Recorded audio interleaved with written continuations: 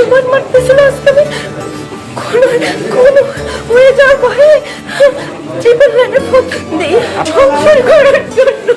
পরিচয় ফেসবুকে, তারপর প্রেম, আর সেই প্রেমের টানে কুড়িগ্রাম থেকে যশোরে এসেছিলেন অনিকা, হাত ধরেছিলেন আসাদুজ্জামানের। কিন্তু আসার পর থেকেই একের পর এক নির্যাতনের শিকার হয়েছেন তিনি। শেষে নেশাগ্রস্ত স্বামীর নির্যাতন সইতে না পেরে বৃহস্পতিবার বিকেলে 999-এ কল করে প্রাণে বাঁচেন তিনি। ভয়ানক শ্বাসকষ্ট নিয়ে দ্রুত তাকে উদ্ধার করে ভর্তি করা হয় যশোর জেনারেল হাসপাতালে।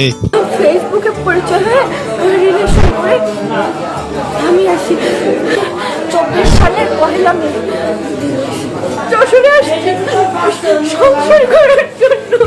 আসলে নেওয়া উচিত, আমার লাগছে না।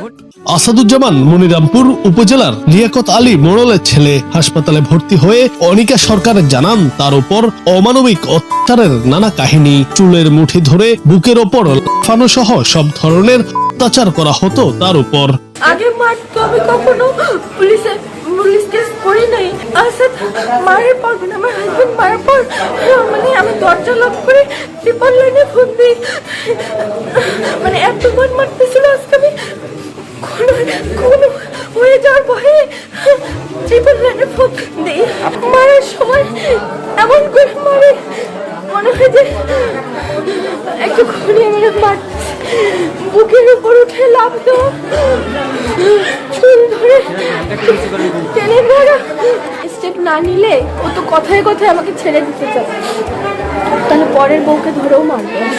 অভিযোগ রয়েছে স্বামী আসাদুজ্জামান কখনো নিজেকে আইনজীবী, আবার কখনো শিক্ষানবিশ আইনজীবী হিসেবে পরিচয় দেন।